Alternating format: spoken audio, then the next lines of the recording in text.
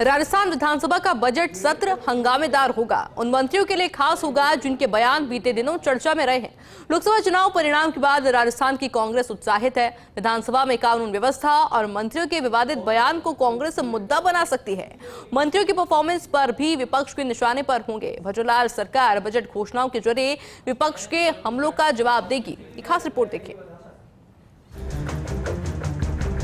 विधानसभा का बजट सत्र कई मायनों में खास रहने वाला है।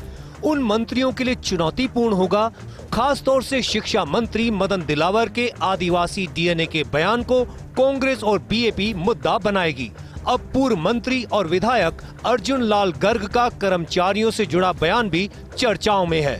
कोशिश तो हमने यही की है कि उनकी मानसिकता बदले, लेकिन यदि मानसिकता नहीं बदली जाती है तो निश्चित रूप से उनको भी बदलना पड़ेगा। निश्चित रूप से उनको भी बदलना पड़ेगा। नहीं अंदर खाने बीजेपी ने भी विपक्ष के हमलों से मुकाबले के लिए रणनीति बनाने का काम किया है। कुछ प्रमुख मंत्री और विधायक सत्ता पक्ष के हरावल दस्ते की भूमिका में होंगे। संसदीय कार्य मंत्री और मुख्य सचेतक ने हरावल नेताओं की लिस्टिंग कर ली है। ये नेता कांग्रेस के हमलों का करारा जवाब देते हुए नजर आएंगे।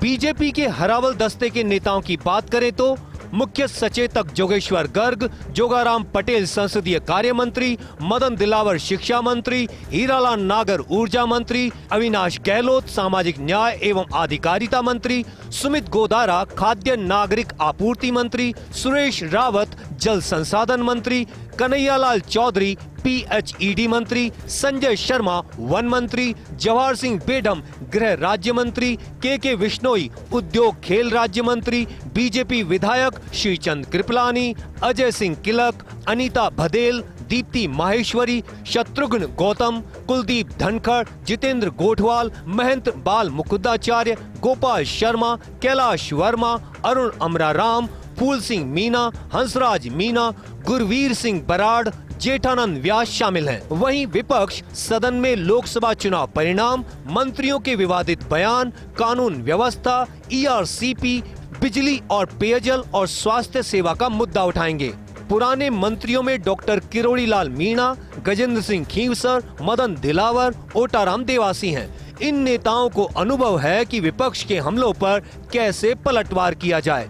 लोकसभा चुनाव परिणाम के बाद विपक्ष पूरी मजबूती के साथ सदन में हुंकार भरता हुआ नजर आएगा।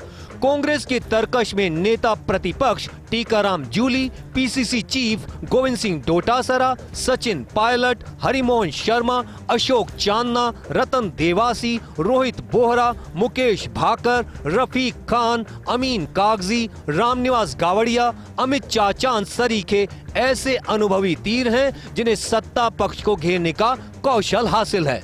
सत्ता पक्ष के मंत्री और विधायक ये बात अब भली भांति जान गए हैं कि राजस्थान में जो बजट सत्र होगा उसमें विपक्ष तीखे हमलों के साथ उनके सामने होगा।